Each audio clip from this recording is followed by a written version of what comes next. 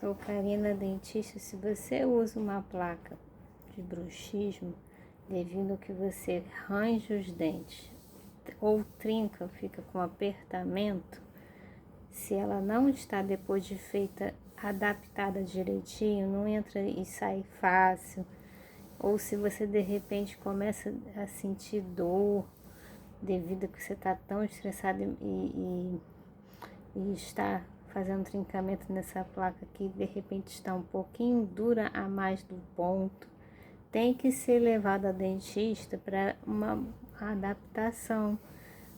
O dentista vai remodelar direitinho a sua placa, aí ela vai entrar e sair fácil.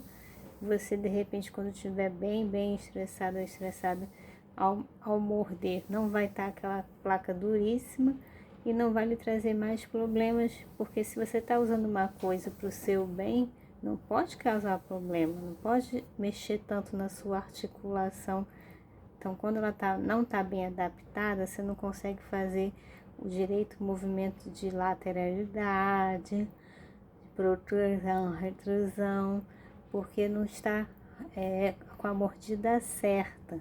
É preciso fazer uma adaptação com o seu dentista para você poder usar para a sua saúde, que era o seu objetivo lá atrás. Não pode te prejudicar.